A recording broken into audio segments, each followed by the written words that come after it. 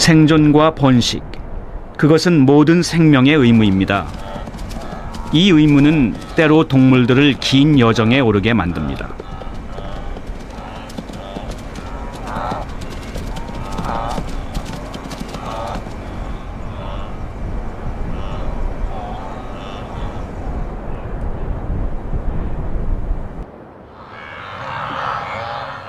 해마다 같은 시기에 이 땅을 찾는 동물들은 생의 대부분을 이동하면서 보냅니다.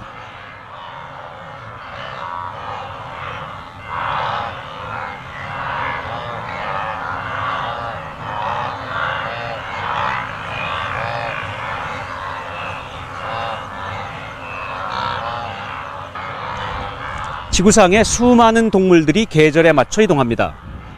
그중 이곳 아프리카에서 이루어지는 초식동물의 이동은 규모가 가장 큽니다.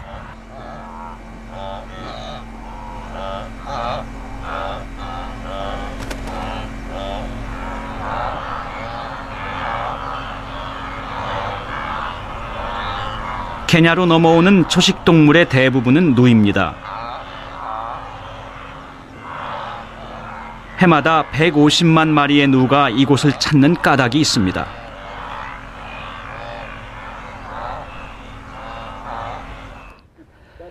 이곳의 계절은 비가 내리는 우기와 비가 내리지 않는 건기로 구분됩니다.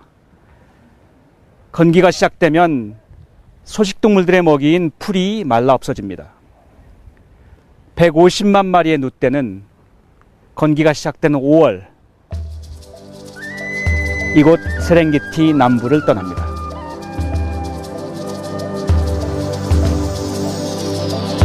새로운 초지를 찾아 북서쪽으로의 대이동을 시작하는 것이죠. 목적지는 800km 떨어진 마사이 마라입니다.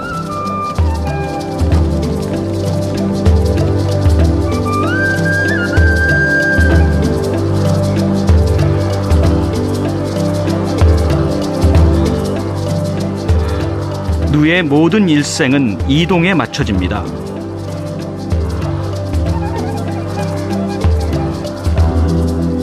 새끼도 여행을 떠나기 석 달 전에 낳습니다.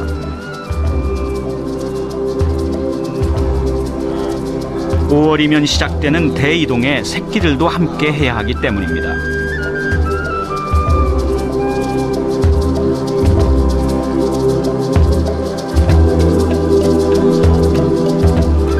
(800km를) 100일 동안 쉬지 않고 걸어야 합니다.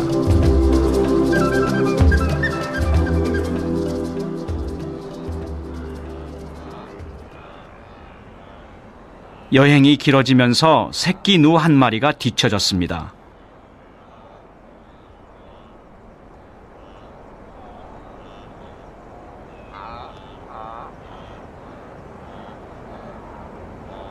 무리에서 떨어지면 그날 밤 바로 사자의 표적이 됩니다.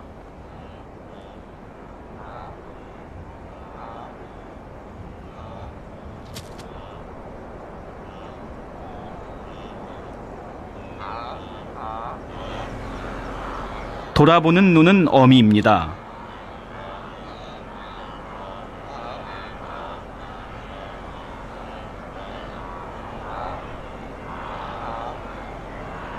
어미는 무리가 끄는 본능과 모성의 본능 사이에 서 있습니다.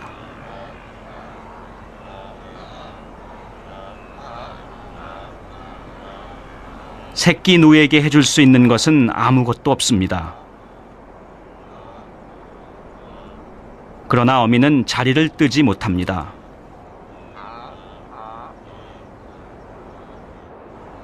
다행히 새끼가 힘을 냅니다.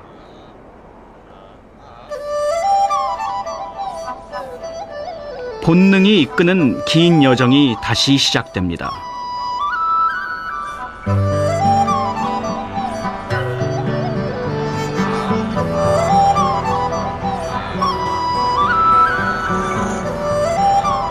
이제 대장정은 이곳 케냐의 마라강만 넘으면 끝이 납니다. 이제 이 강만 넘으면 두세 달 동안은 평화로운 시간을 보낼 수 있습니다. 하지만 자유와 풍요로운 초지는 대가를 요구합니다. 마사이 마라를 가로지르는 마라강. 석 달간의 여정이 끝나는 곳입니다.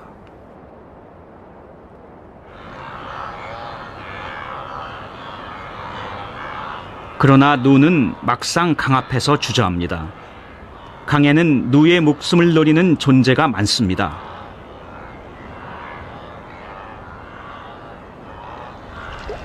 온순해 보이지만 하마는 사실 난폭한 동물입니다.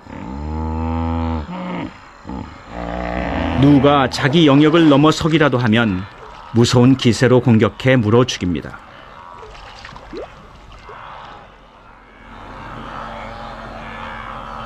그러나 누가 가장 두려워하는 것은 따로 있습니다. 몇 달 동안 굶주린 악어입니다. 악어의 작은 기척에도 경계심이 많은 누는 흩어집니다.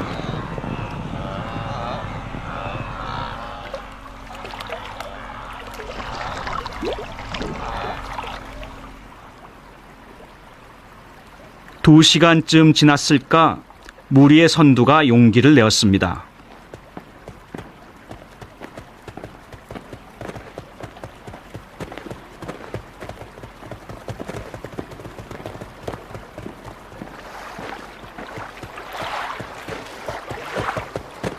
신중합니다. 몇 번의 여행 동안 많은 동류가 목숨을 잃은 강입니다.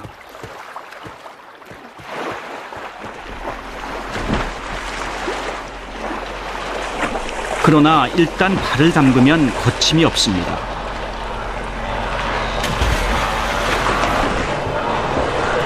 조금이라도 빨리 강을 건너는 것이 생존의 확률을 높입니다.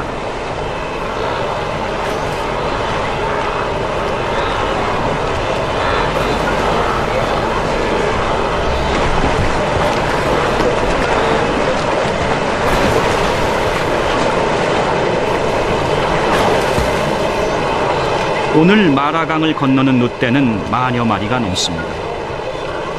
큰 규모입니다.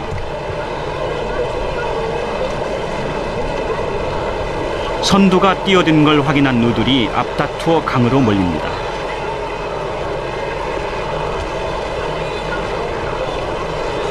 누를 내모는 것은 용기가 아니라 두려움입니다.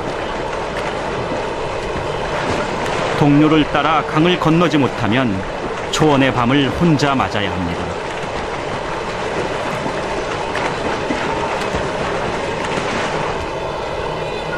악어에게는 놓칠 수 없는 기회입니다.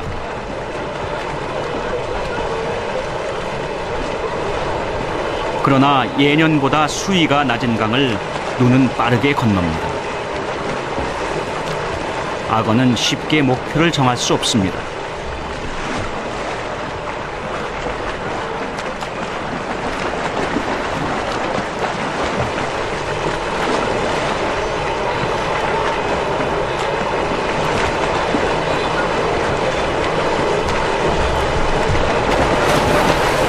강둑에 다가간 누에게는 축복 같은 초원이 기다리고 있습니다. 그러나 건너편에는 여전히 도강을 주저하는 누도 있습니다. 올해 처음으로 강을 건너는 새끼입니다. 곁에 있던 어미가 발길로 채근합니다.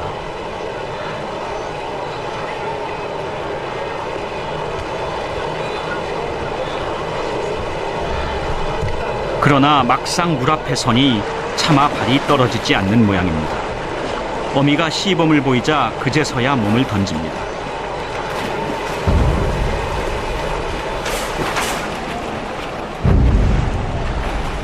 방향을 튼 악어가 본격적인 공격의 태세를 갖춥니다. 새끼 누는 간발의 차로 벗어났지만 동료는 그렇지 못했습니다.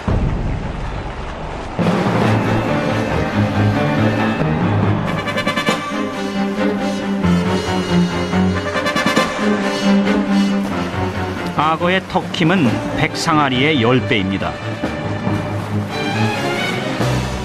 한 번 물리면 벗어날 가능성은 거의 없습니다.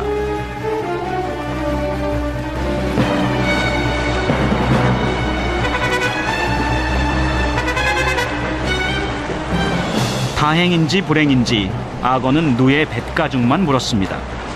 조금 더 힘을 쓰면 벗어날 수 있을지도 모릅니다.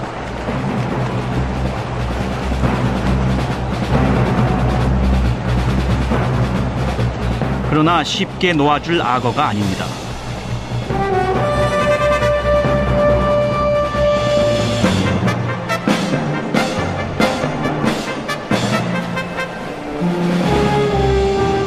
기나긴 여행 끝에 초원을 바로 눈앞에 두었지만 누에우는 여기까지였습니다.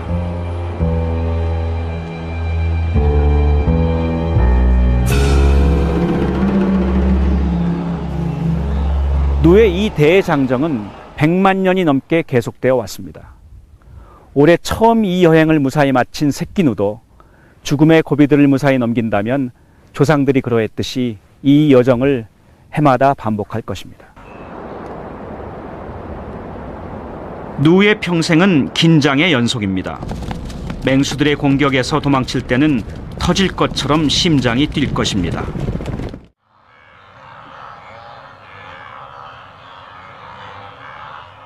초원에서 휴식을 취할 때는 누의 심장도 평온을 되찾을 것입니다.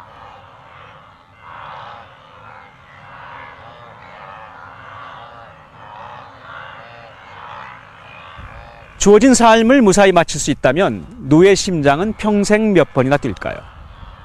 학자들에 따르면 약 15억 번 정도 뛴다고 합니다. 그런데 놀라운 사실은 이 15억 번의 심장 박동수가 모든 포유류에 적용된다는 것입니다. 코끼리도 사자도, 이곳에서 가장 작은 포유류의 하나인 몽구스도 예외가 없습니다. 왜 모든 포유류는 일생 동안 심장이 뛰는 횟수가 15억 번으로 똑같은 걸까요? 우리는 마침 힌트를 줄 만한 특별한 팀을 만났습니다.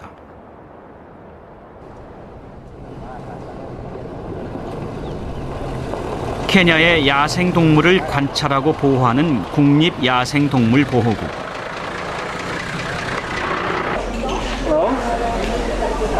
How are you?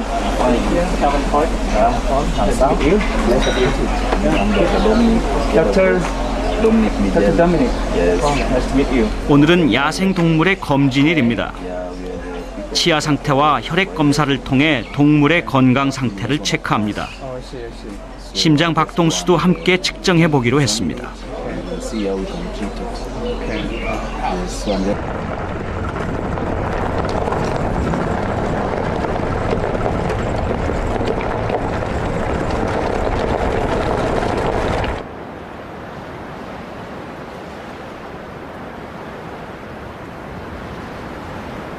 보호국이 오늘 검사하는 대상은 코끼리입니다.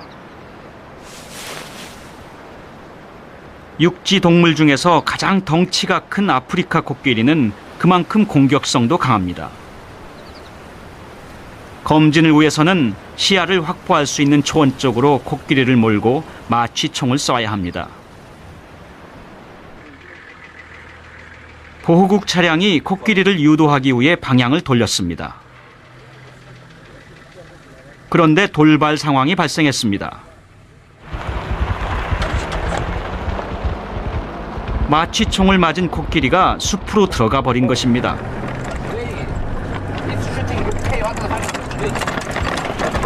차량은 숲으로 들어간 코끼리를 쫓을 수 없습니다. 숲으로 따라 들어가려는 카메라를 보호국 직원이 제지합니다.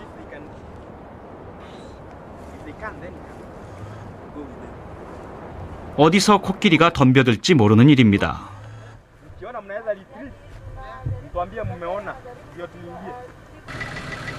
하는 수 없이 기다리기로 했습니다.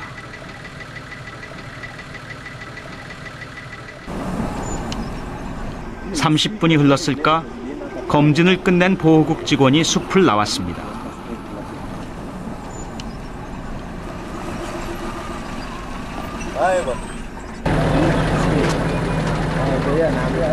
우려했던 것과 달리 검사 대상이었던 코끼리는 건강하다고 합니다.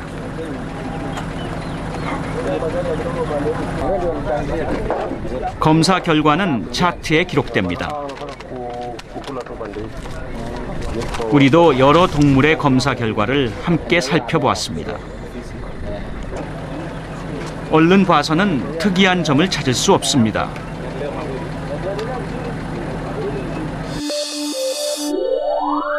그런데 심장이 뛰는 시간은 체중과 관계가 있습니다. 체중이 많이 나가는 동물일수록 심장이 느리게 뜁니다.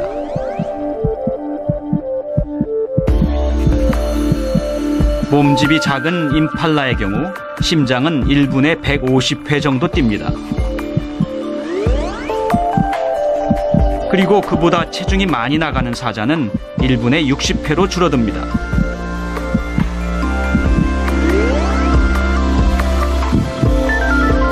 가장 몸집이 큰 코끼리는 1분에 30번 정도 심장이 뜁니다. 2초에 한 번 꼴입니다.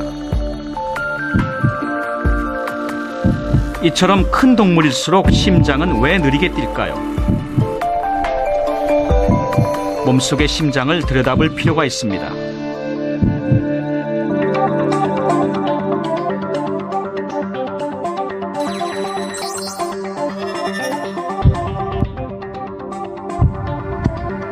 심장에서 출발하는 피는 산소와 영양분을 싣고 혈관을 통해 몸 구석구석으로 전달됩니다.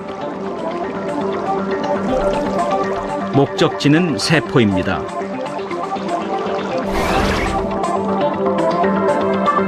세포는 혈액을 통해 공급받은 에너지로 주어진 생명 활동을 수행합니다. 그런데 세포는 동물의 종에 관계없이 그 크기가 대부분 비슷합니다. 코끼리의 세포, 사자의 세포, 그리고 쥐의 세포에 이르기까지 크기에 큰 차이가 없습니다.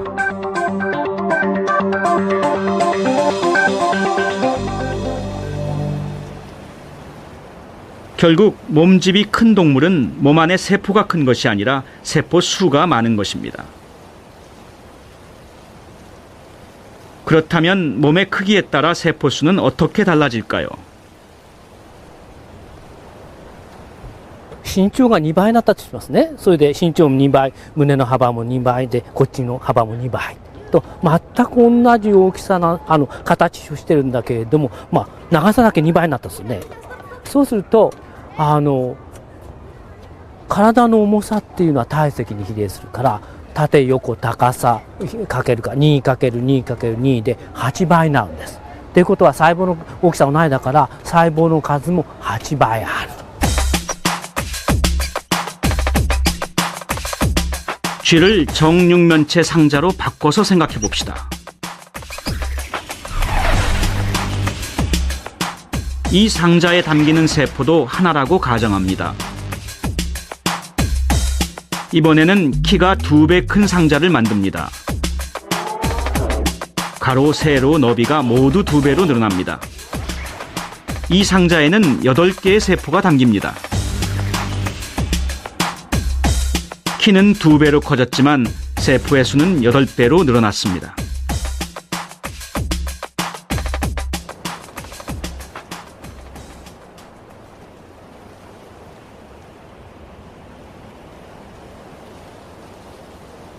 아직 뿔이 덜 자란 새끼 코뿔소입니다.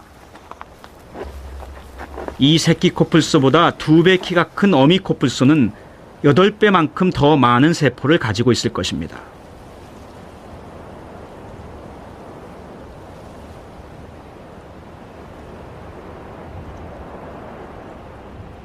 인간의 세포 수가 100조이니 이 수 코뿔소의 세포는 추측하기도 힘듭니다.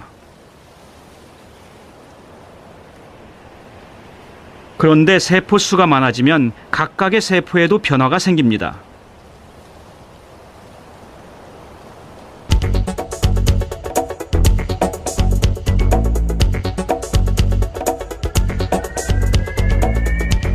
세포는 에너지가 필요합니다. 그런데 어떤 동물의 세포든 몸 밖에서 배양하면 필요한 에너지는 동일합니다. 하지만 몸속으로 들어가면 달라집니다. 작은 동물의 세포는 에너지가 많이 필요합니다. 반면 큰 동물의 세포는 적은 에너지만 있어도 됩니다. 상대적으로 세포의 수가 많아 활동량이 적기 때문입니다. If you increase by a factor of 10,000 1 followed by 4 zeros. The metabolic rate of the cell decreases by a factor of 10. You only need a tenth of the metabolic energy per second. But also the heart rate decreases by a factor of 10. It goes 10 times slower. So that a whale beats just a few times a minute, whereas shrew beats at over 1,000 times a minute. It's extraordinary.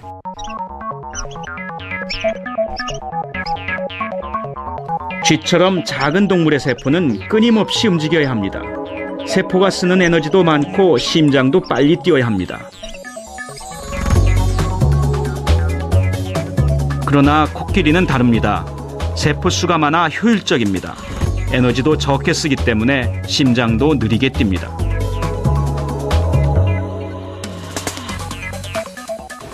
하지만 동물의 크기가 커진다고 해서 심장이 무작위로 느려지는 것은 아닙니다. 심장 박동수와 동물의 크기 사이에는 법칙이 숨어 있습니다.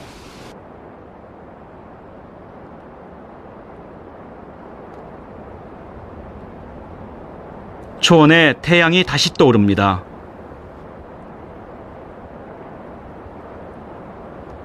밤새 짧은 휴식을 취했던 동물들의 심장이 다시 빠르게 뛰기 시작합니다.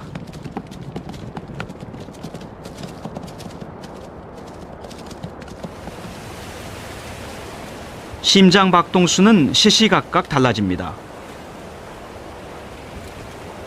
포식자와 먹이 간의 추격전이 끊임없이 이어지기 때문입니다.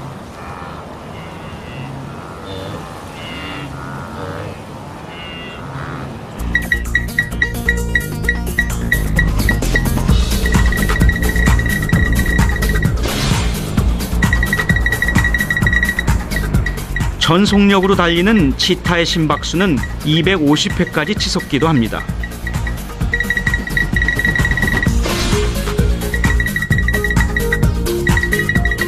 그러나 그 상태로 500m 이상은 달리지 못합니다. 심장이 압력을 견디지 못하기 때문입니다.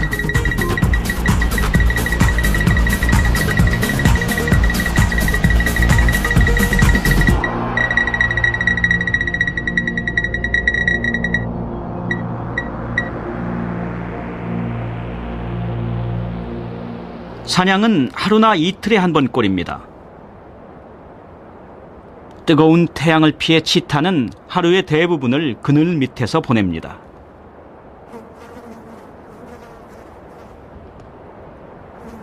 지금처럼 아무런 일도 하지 않고 쉬고 있을 때 치타에게 필요한 최소한의 에너지를 기초 대사량이라 부릅니다.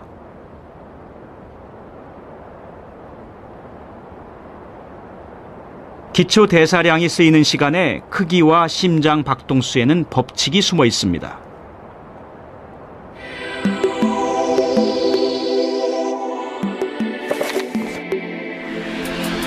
코끼리의 체중은 4,000kg, 심장은 1분에 30번 뜁니다.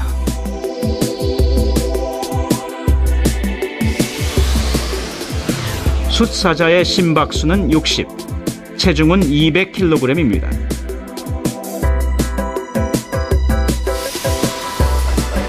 그리고 가장 작은 포유류인 쥐는 분당 심박수가 800입니다. 몸무게는 25g 정도입니다. 그런데 모든 포유류의 심박수는 크기에 맞춰 일정한 비율을 가집니다. 한 줄로 그을 수 있을 정도로 규칙적입니다. 코끼리나 누, 톰슨 가젤 모두 독특한 자신만의 삶의 방식으로 살아갑니다.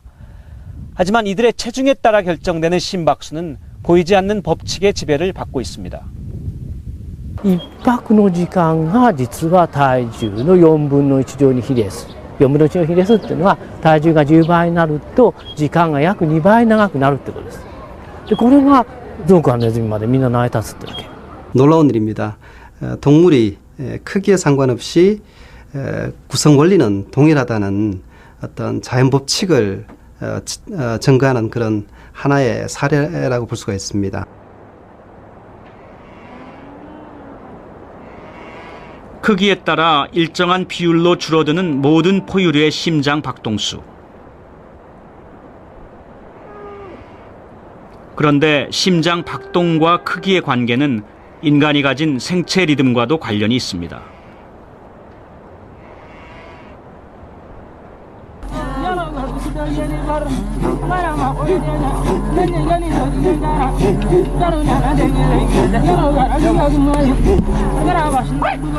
이곳 마사이 마라에는 마사이족이 살고 있습니다.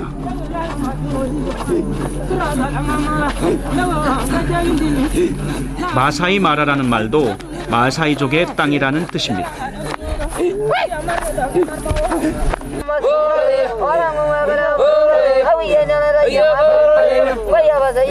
마사이족의 전통춤인 아두무입니다.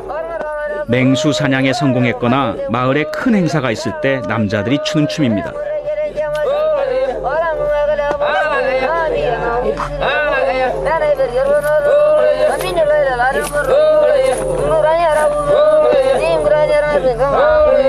작은 산 하나 없이 지평선으로만 이루어진 이 단조로운 땅에서 새로운 세상을 보고 싶어하는 마사이족의 욕망이 담긴 것인지도 모릅니다.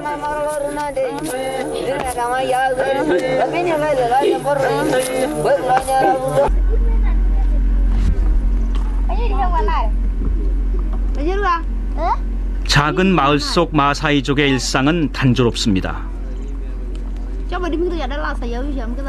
특히 어린아이들에게 시간은 더디게만 흘러갑니다. 친족의 소를 돌보는 것 외에는 딱히 할 만한 일이 없습니다.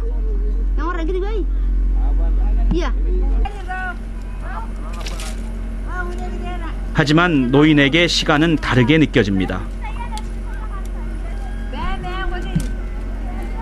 하루가 빠르고 계절이 금세 흘러갑니다.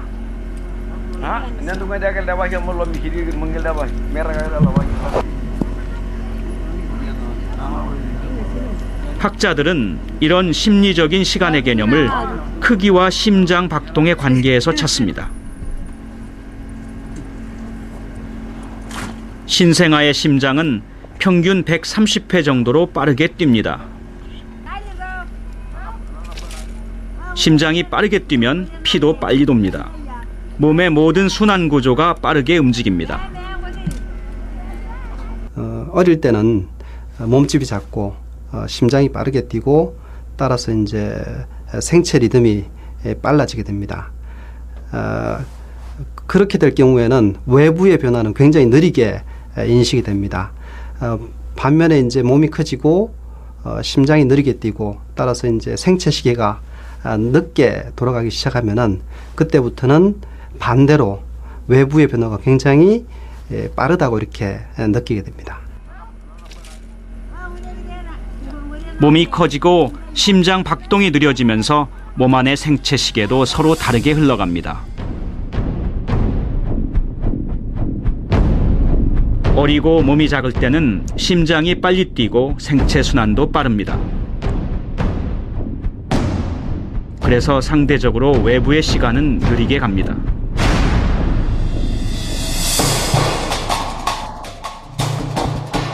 나이가 들고 몸이 커지면 심장 박동은 느려지고 생체 순환도 느려집니다.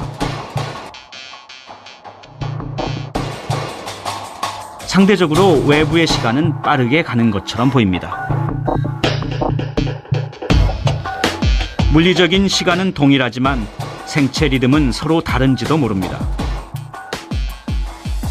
인간을 포함한 모든 동물도 마찬가지입니다. 같은 공간에 있어도 같은 시간을 느끼는 것은 아닙니다. 찰나의 순간이라도 다르게 인식할지 모릅니다.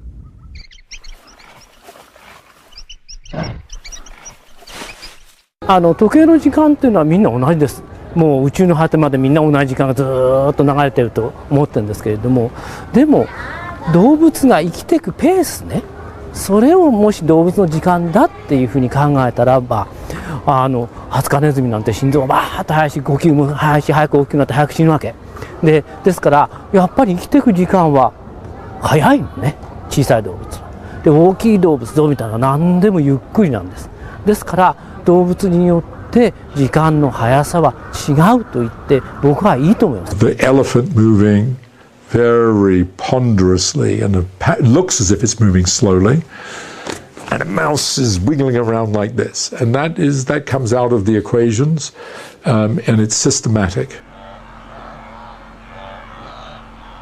이처럼 크기와 심장 박동은 모든 포유류를 연결하는 법칙입니다. 그런데 크기와 관계되는 법칙이 심박수만 있는 것은 아닙니다.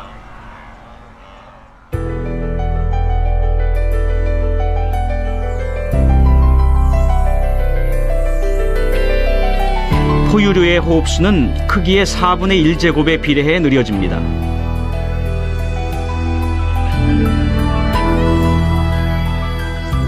피가 몸을 한 번 도는 시간도 크기에 따라 일정한 비율에 따릅니다. 새끼를 낳을 수 있는 성체가 되는 기간, 대동맥의 지름, 그리고 무려 50여 가지가 넘는 법칙이 동물의 크기와 관계됩니다.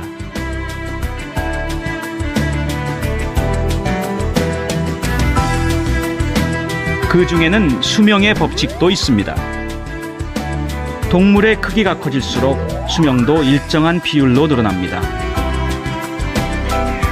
심장 박동수와는 반대되는 기울기입니다. 이 두 직선을 곱하면 일정한 기울기가 나오고 그것은 숫자로 나타낼 수 있습니다.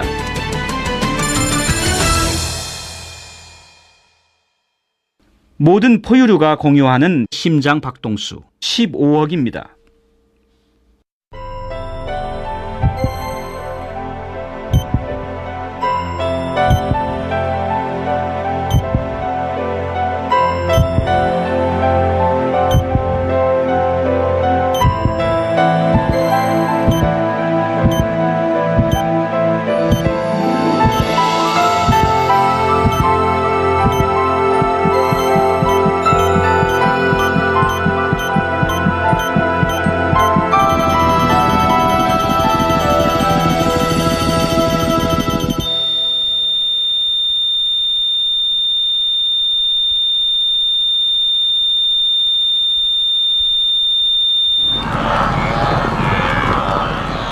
서로 다른 동물들이 평생 같은 심박수를 가진다는 것은 생명이 하나의 원리 아래 움직이는 증거일지도 모릅니다.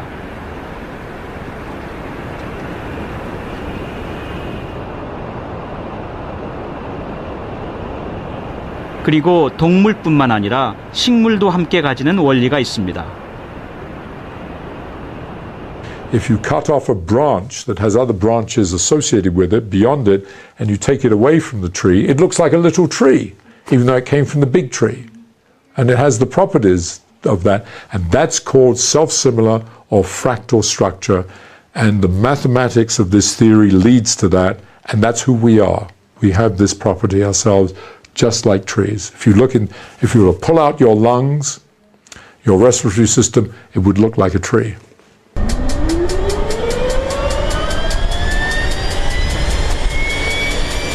인간과 동물, 그리고 식물의 속성을 규정하는 프랙탈. 우리는 가장 큰 프랙탈 구조를 확인해 보기로 했습니다.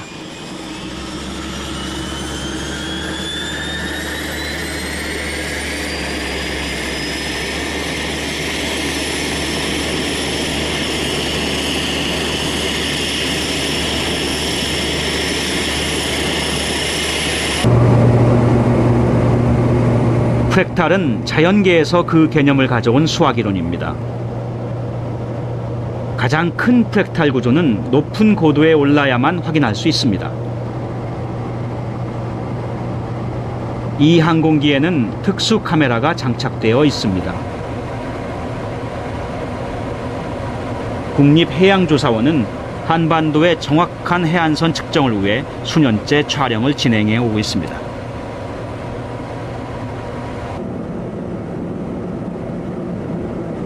오늘 촬영할 지역은 남해안 진해 인근 해역입니다.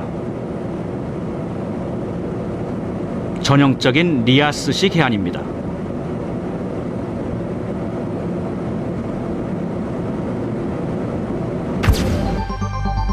남해안은 복잡한 해안선을 가지고 있습니다.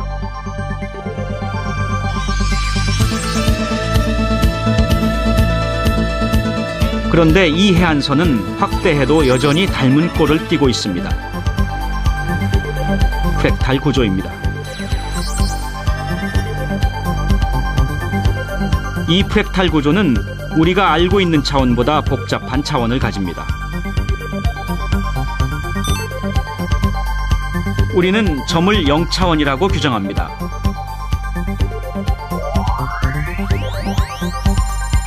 그리고 선은 1차원이라 부릅니다. 면은 2차원입니다.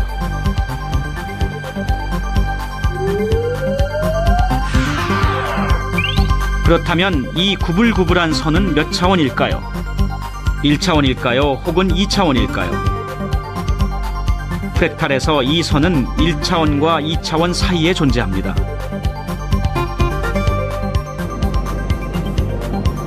실제 우리나라 해안선도 약 1.3 프랙탈 차원을 가집니다.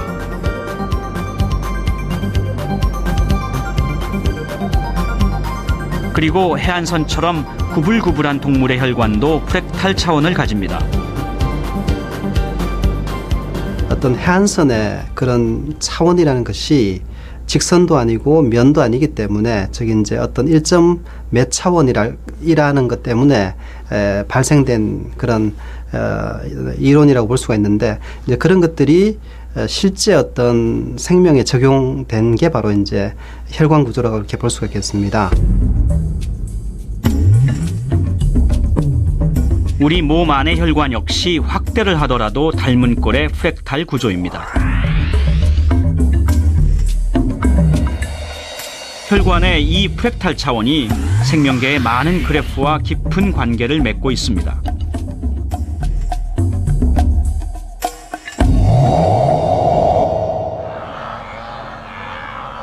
그리고 이 혈관 구조의 모습은 인간뿐만 아니라 모든 포유류가 공유하고 있습니다.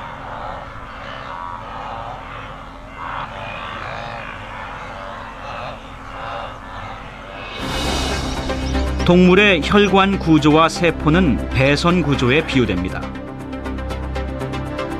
각 방을 비추는 전구처럼 세포도 온몸에 퍼져 있습니다. 그리고 배선은 세포를 연결하는 혈관과 비슷합니다. 전구가 많아지더라도 배선의 형태는 변함이 없습니다. 빌딩처럼 큰 건물이라도 마찬가지입니다.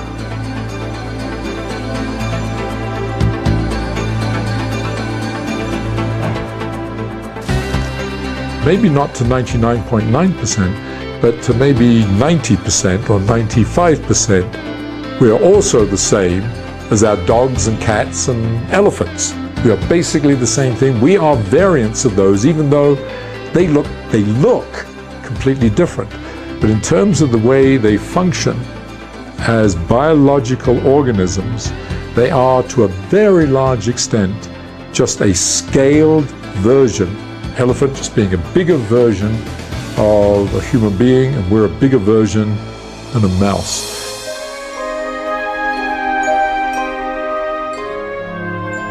동물의 크기에 관계없이 일정한 법칙 아래 존재하는 생명 현상들.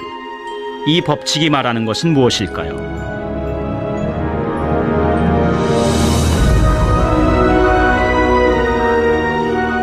But what is remarkable, they transcend all mammals, and we believe maybe all of life. So there's a tremendous unity to life.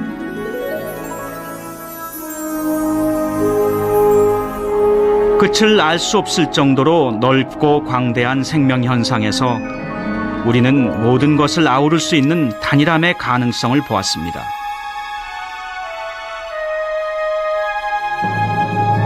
그것을 이해하는 열쇠는 수학입니다.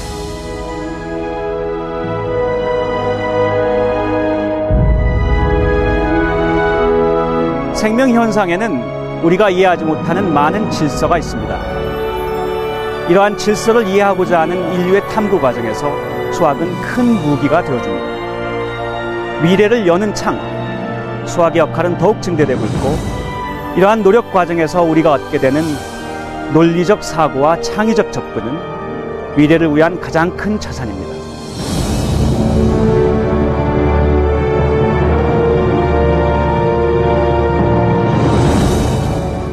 합니다. 보호국 차량이 코끼리를 유도하기 위해 방향을 돌렸습니다. 그런데 돌발 상황이 발생했습니다. 마치 총을 맞은 코끼리가 숲으로 들어가 버린 것입니다.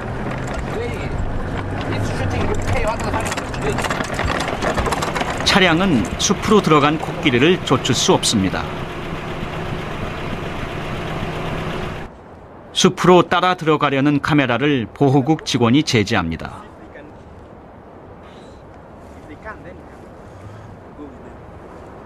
어디서 코끼리가 덤벼들지 모르는 일입니다.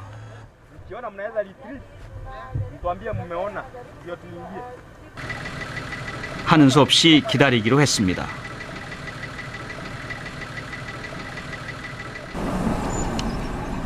(30분이) 흘렀을까? 검진을 끝낸 보호국 직원이 숲을 나왔습니다.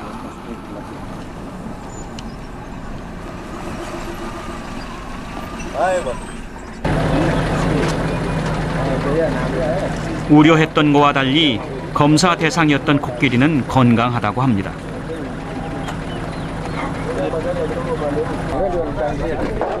검사 결과는 차트에 기록됩니다. 우리도 여러 동물의 검사 결과를 함께 살펴보았습니다. 얼른 봐서는 특이한 점을 찾을 수 없습니다.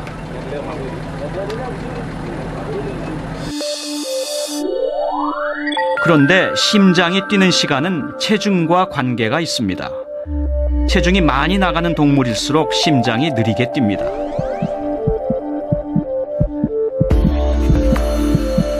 몸집이 작은 임팔라의 경우 심장은 1분에 150회 정도 뜁니다.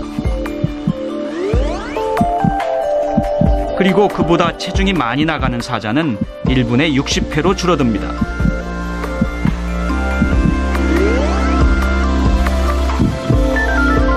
가장 몸집이 큰 코끼리는 1분에 30번 정도 심장이 뜁니다. 2초에 한 번 꼴입니다.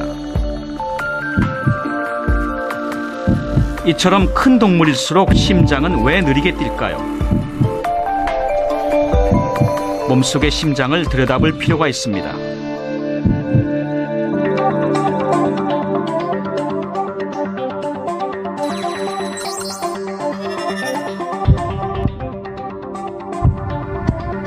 심장에서 출발하는 피는 산소와 영양분을 싣고 혈관을 통해 몸 구석구석으로 전달됩니다. 목적지는 세포입니다.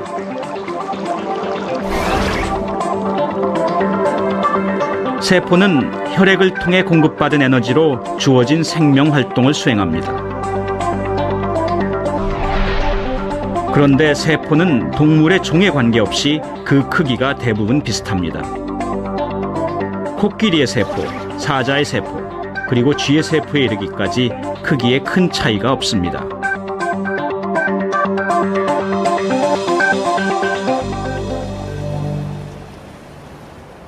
결국 몸집이 큰 동물은 몸 안에 세포가 큰 것이 아니라 세포 수가 많은 것입니다. 그렇다면 몸의 크기에 따라 세포 수는 어떻게 달라질까요? 身長が2倍になったとしますね。それで身長も2倍、胸の幅も2倍で、こっちの幅も2倍と、全く同じ大きさな形をしてるんだけれども、長さだけ2倍になったんですね。そうすると体の重さっていうのは体積に比例するから、縦横高さかけるか 2×2×2 で8倍になるんです。ということは細胞の大きさ同じだから細胞の数も8倍ある。 쥐를 정육면체 상자로 바꿔서 생각해 봅시다. 이 상자에 담기는 세포도 하나라고 가정합니다. 이번에는 키가 2배 큰 상자를 만듭니다. 가로, 세로, 너비가 모두 2배로 늘어납니다. 이 상자에는 8개의 세포가 담깁니다. 키는 2배로 커졌지만 세포의 수는 8배로 늘어났습니다.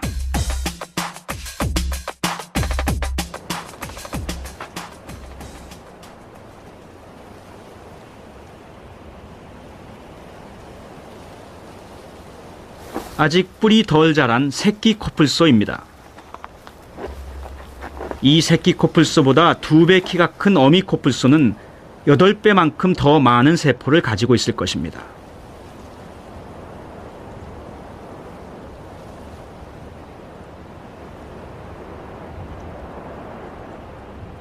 인간의 세포 수가 100조이니 이 수 코뿔소의 세포는 추측하기도 힘듭니다. 그런데 세포 수가 많아지면 각각의 세포에도 변화가 생깁니다.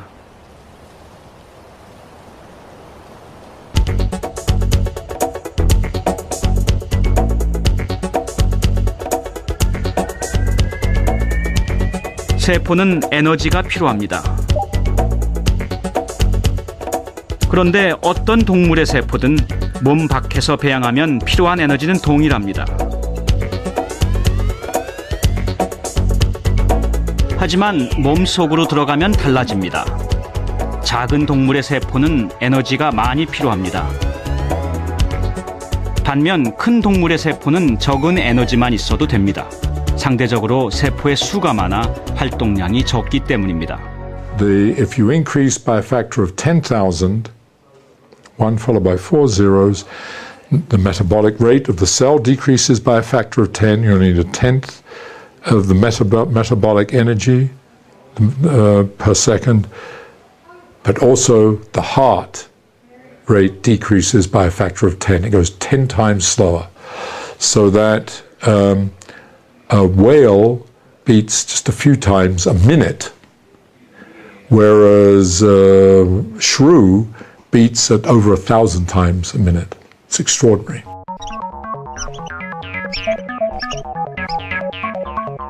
쥐처럼 작은 동물의 세포는 끊임없이 움직여야 합니다.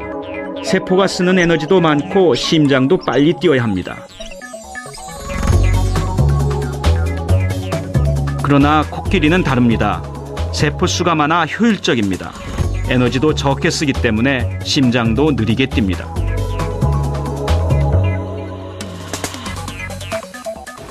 하지만 동물의 크기가 커진다고 해서 심장이 무작위로 느려지는 것은 아닙니다. 심장 박동수와 동물의 크기 사이에는 법칙이 숨어 있습니다.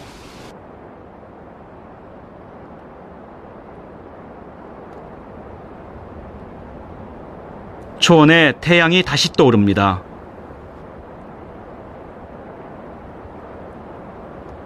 밤새 짧은 휴식을 취했던 동물들의 심장이 다시 빠르게 뛰기 시작합니다.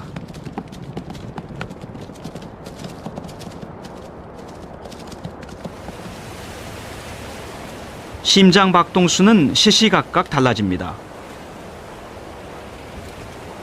포식자와 먹이 간의 추격전이 끊임없이 이어지기 때문입니다.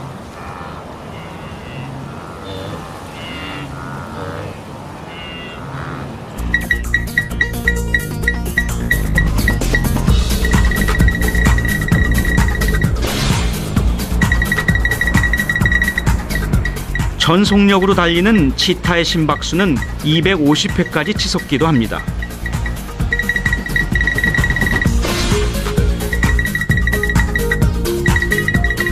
그러나 그 상태로 500m 이상은 달리지 못합니다.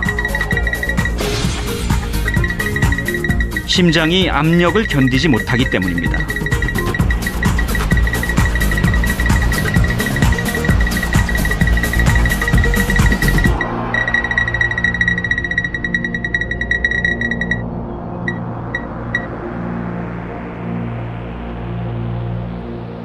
사냥은 하루나 이틀에 한 번꼴입니다.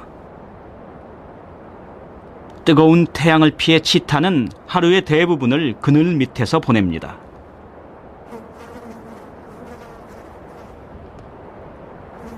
지금처럼 아무런 일도 하지 않고 쉬고 있을 때 치타에게 필요한 최소한의 에너지를 기초 대사량이라 부릅니다.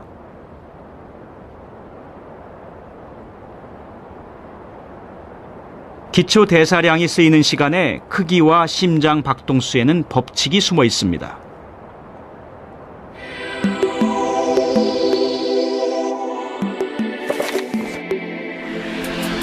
코끼리의 체중은 4,000kg, 심장은 1분에 30번 뜁니다.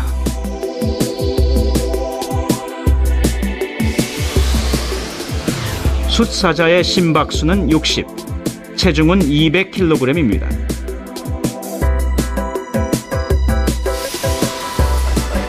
그리고 가장 작은 포유류인 쥐는 분당 심박수가 800입니다.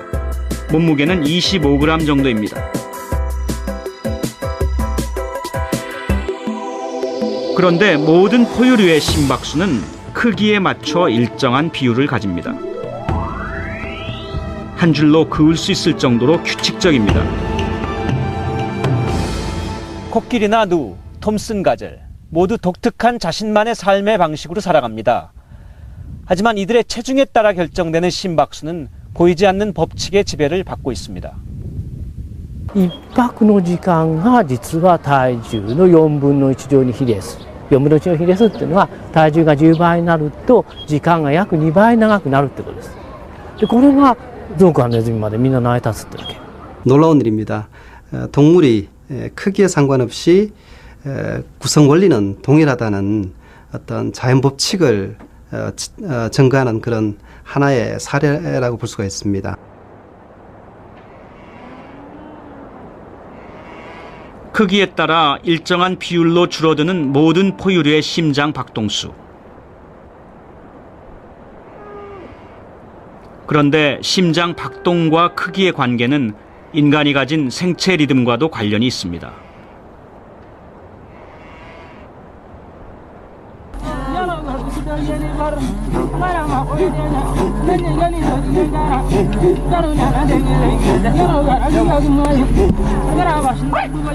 이곳 마사이 마라에는 마사이족이 살고 있습니다.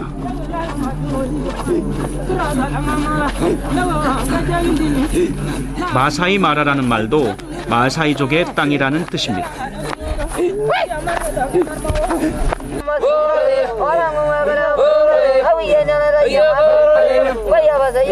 마사이족의 전통춤인 아두무입니다. 맹수 사냥에 성공했거나 마을에 큰 행사가 있을 때 남자들이 추는 춤입니다.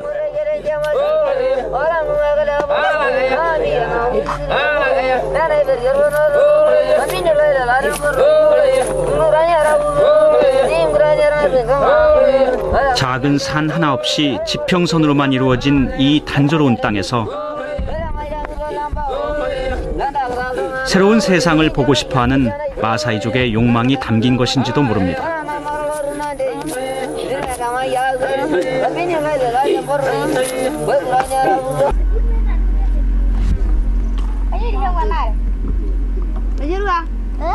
작은 마을 속 마사이족의 일상은 단조롭습니다. 특히 어린아이들에게 시간은 더디게만 흘러갑니다. 친족의 소를 돌보는 것 외에는 딱히 할 만한 일이 없습니다.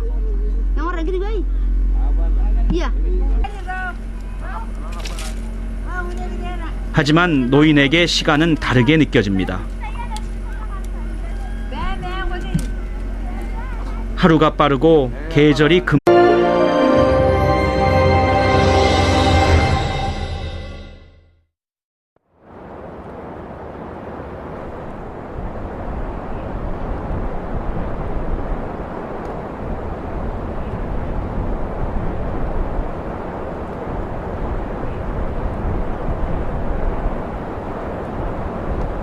생존과 번식, 그것은 모든 생명의 의무입니다. 이 의무는 때로 동물들을 긴 여정에 오르게 만듭니다.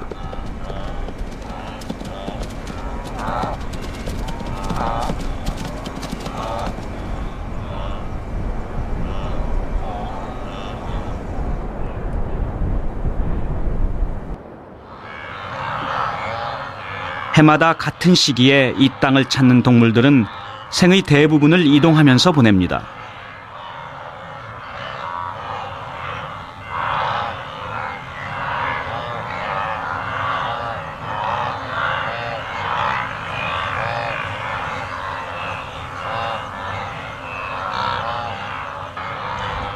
지구상의 수많은 동물들이 계절에 맞춰 이동합니다. 그중 이곳 아프리카에서 이루어지는 초식 동물의 이동은 규모가 가장 큽니다.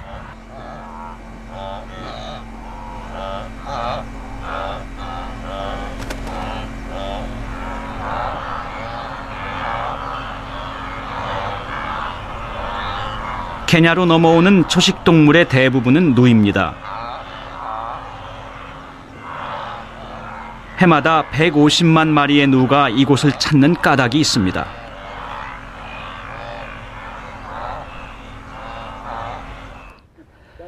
이곳의 계절은 비가 내리는 우기와 비가 내리지 않는 건기로 구분됩니다.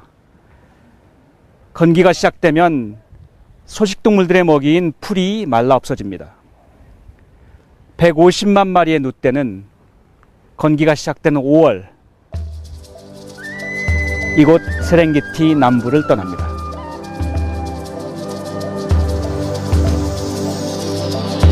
새로운 초지를 찾아 북서쪽으로의 대이동을 시작하는 것이죠. 목적지는 800km 떨어진 마사이 마라입니다.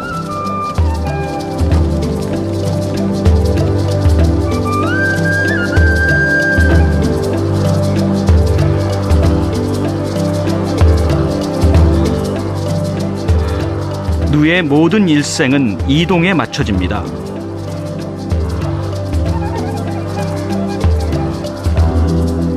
새끼도 여행을 떠나기 석 달 전에 낳습니다.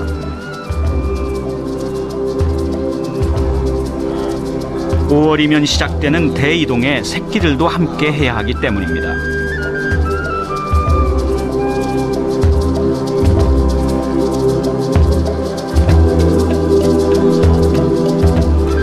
(800km를) 100일 동안 쉬지 않고 걸어야 합니다.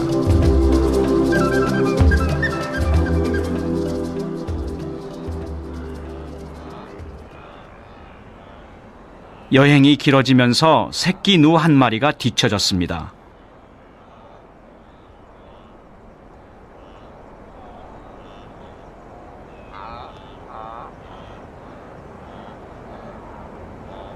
무리에서 떨어지면 그날 밤 바로 사자의 표적이 됩니다.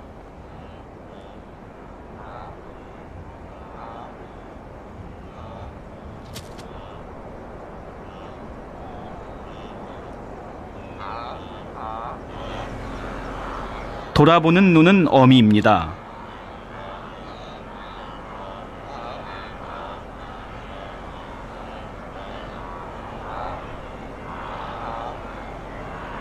어미는 무리가 끄는 본능과 모성의 본능 사이에 서 있습니다.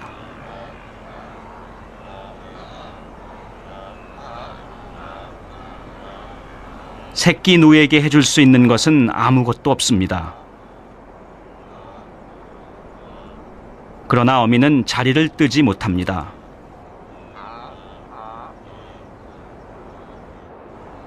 다행히 새끼가 힘을 냅니다.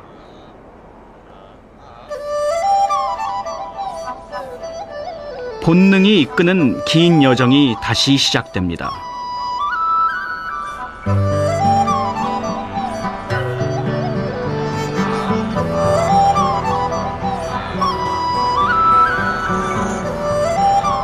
이제 대장정은 이곳 케냐의 마라강만 넘으면 끝이 납니다. 이제 이 강만 넘으면 두세 달 동안은 평화로운 시간을 보낼 수 있습니다. 하지만 자유와 풍요로운 초지는 대가를 요구합니다. 마사이 마라를 가로지르는 마라강. 석 달간의 여정이 끝나는 곳입니다.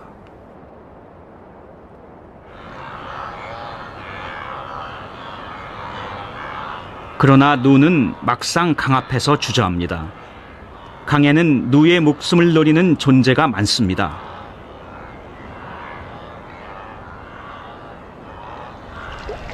온순해 보이지만 하마는 사실 난폭한 동물입니다. 누가 자기 영역을 넘어서기라도 하면 무서운 기세로 공격해 물어 죽입니다.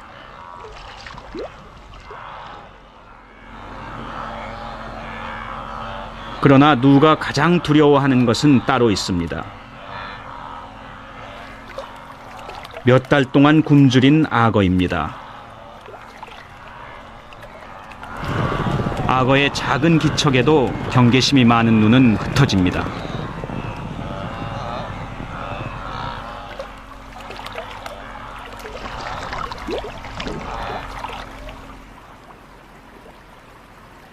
두 시간쯤 지났을까 무리의 선두가 용기를 내었습니다.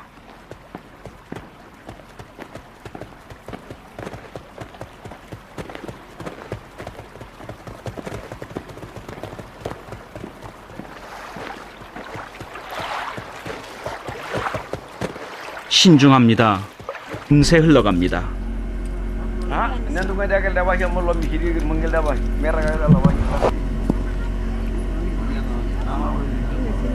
학자들은 이런 심리적인 시간의 개념을 크기와 심장 박동의 관계에서 찾습니다.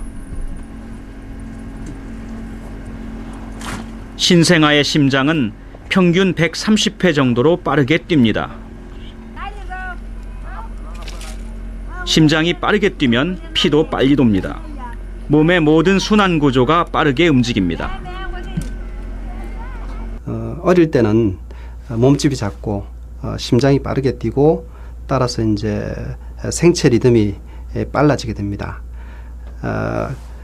그렇게 될 경우에는 외부의 변화는 굉장히 느리게 인식이 됩니다.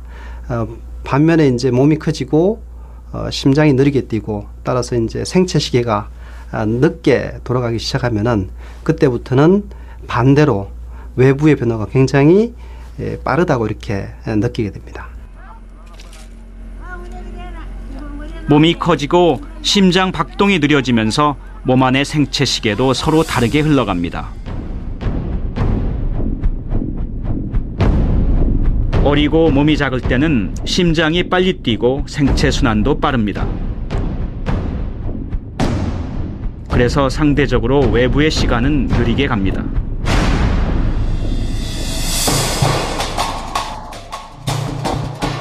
나이가 들고 몸이 커지면 심장 박동은 느려지고 생체 순환도 느려집니다. 상대적으로 외부의 시간은 빠르게 가는 것처럼 보입니다. 물리적인 시간은 동일하지만 생체 리듬은 서로 다른지도 모릅니다. 인간을 포함한 모든 동물도 마찬가지입니다. 같은 공간에 있어도 같은 시간을 느끼는 것은 아닙니다. 찰나의 순간이라도 다르게 인식할지 모릅니다.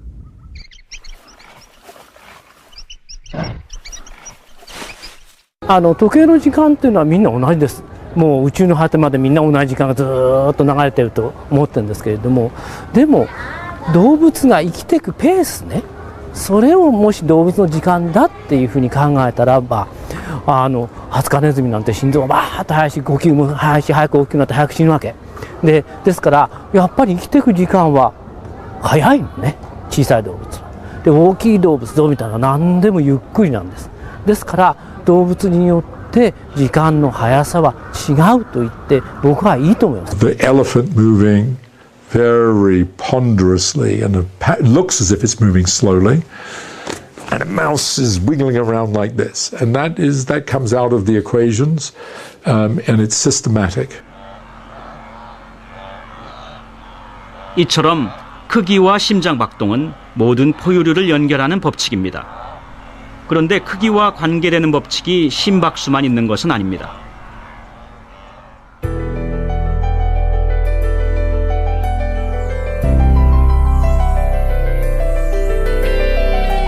포유류의 호흡수는 크기의 4분의 1제곱에 비례해 느려집니다.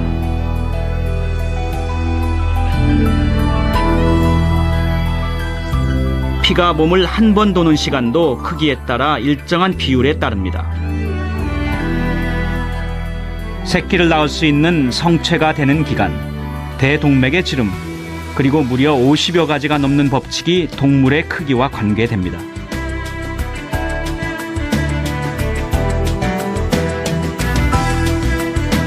그 중에는 수명의 법칙도 있습니다. 동물의 크기가 커질수록 수명도 일정한 비율로 늘어납니다. 심장 박동수와는 반대되는 기울기입니다. 이 두 직선을 곱하면 일정한 기울기가 나오고 그것은 숫자로 나타낼 수 있습니다.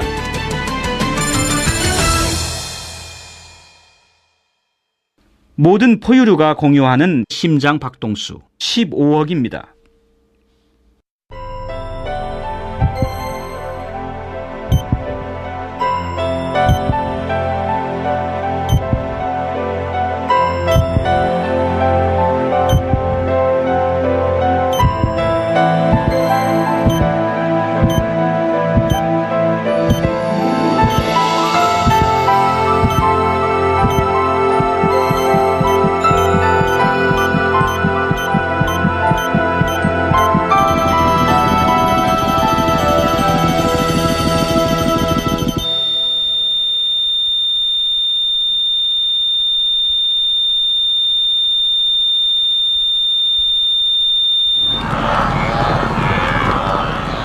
서로 다른 동물들이 평생 같은 심박수를 가진다는 것은 생명이 하나의 원리 아래 움직이는 증거일지도 모릅니다.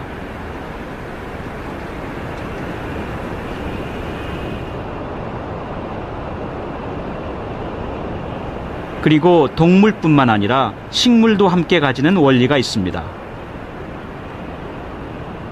If you cut off a branch that has other branches associated with it, beyond it, and you take it away from the tree, it looks like a little tree, even though it came from the big tree. And it has the properties of that, and that's called self-similar or fractal structure. And the mathematics of this theory leads to that, and that's who we are. We have this property ourselves, just like trees. If you were to pull out your lungs, your respiratory system, it would look like a tree.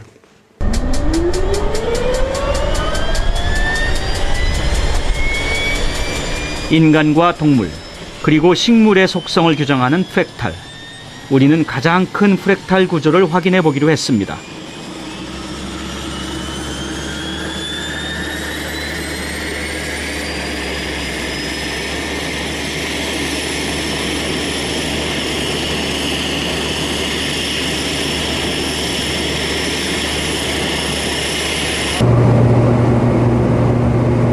프랙탈은 자연계에서 그 개념을 가져온 수학이론입니다. 가장 큰 몇 번의 여행 동안 많은 동류가 목숨을 잃은 강입니다.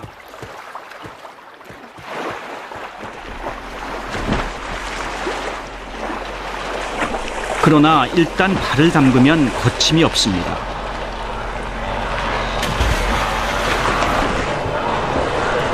조금이라도 빨리 강을 건너는 것이 생존의 확률을 높입니다.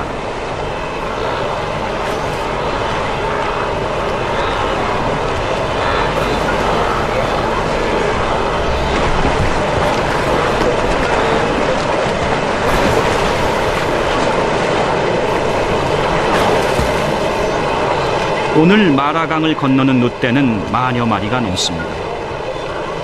큰 규모입니다.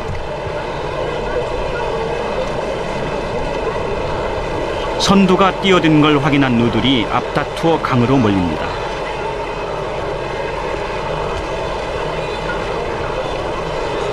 누를 내모는 것은 용기가 아니라 두려움입니다. 동료를 따라 강을 건너지 못하면 초원의 밤을 혼자 맞아야 합니다.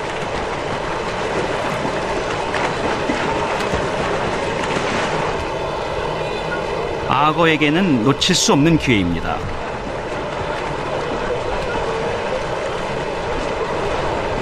그러나 예년보다 수위가 낮은 강을 누는 빠르게 건넙니다. 악어는 쉽게 목표를 정할 수 없습니다.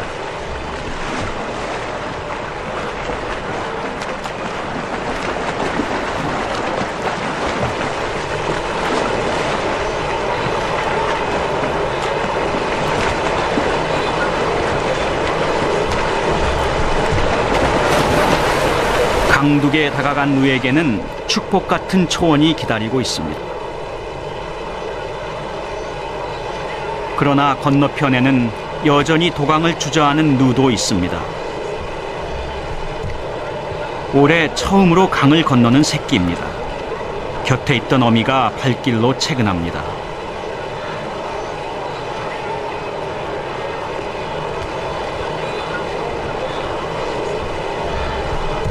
그러나 막상 물 앞에 서니 차마 발이 떨어지지 않는 모양입니다. 어미가 시범을 보이자 그제서야 몸을 던집니다.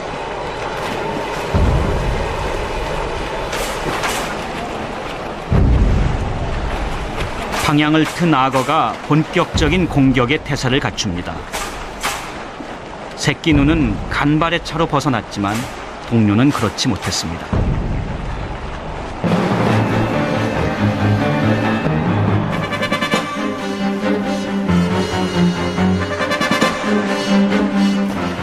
악어의 턱힘은 백상아리의 10배입니다. 한 번 물리면 벗어날 가능성은 거의 없습니다.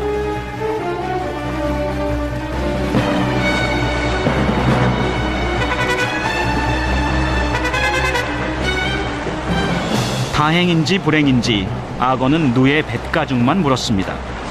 조금 더 힘을 쓰면 벗어날 수 있을지도 모릅니다.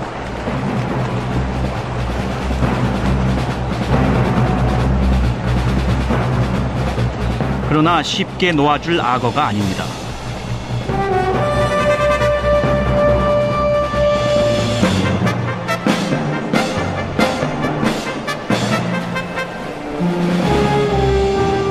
기나긴 여행 끝에 초원을 바로 눈앞에 두었지만 누의 운은 여기까지였습니다.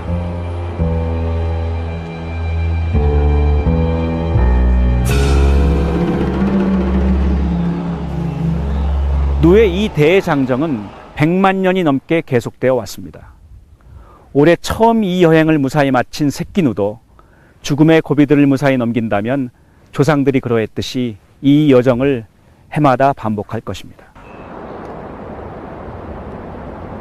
누의 평생은 긴장의 연속입니다. 맹수들의 공격에서 도망칠 때는 터질 것처럼 심장이 뛸 것입니다.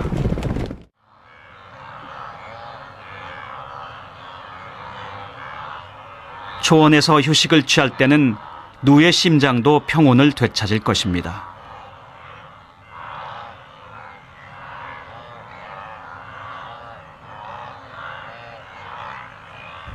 주어진 삶을 무사히 마칠 수 있다면 누의 심장은 평생 몇 번이나 뛸까요? 학자들에 따르면 약 15억 번 정도 뛴다고 합니다. 그런데 놀라운 사실은 이 15억 번의 심장 박동수가 모든 포유류에 적용된다는 것입니다. 코끼리도 사자도, 이곳에서 가장 작은 포유류의 하나인 몽구스도 예외가 없습니다. 왜 모든 포유류는 일생 동안 심장이 뛰는 횟수가 15억 번으로 똑같은 걸까요? 우리는 마침 힌트를 줄 만한 특별한 팀을 만났습니다.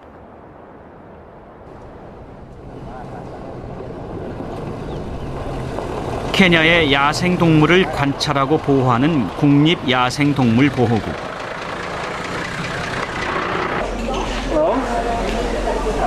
How are you?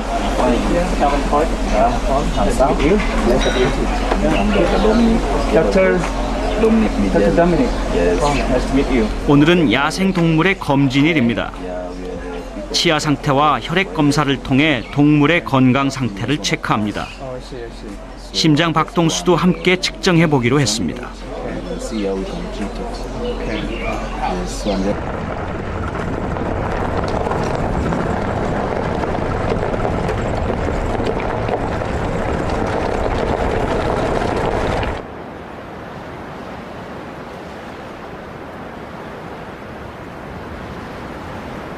보호국이 오늘 검사하는 대상은 코끼리입니다. 육지 동물 중에서 가장 덩치가 큰 아프리카 코끼리는 그만큼 공격성도 강합니다. 검진을 위해서는 시야를 확보할 수 있는 초원 쪽으로 코끼리를 몰고 마취총을 쏴야 합니다.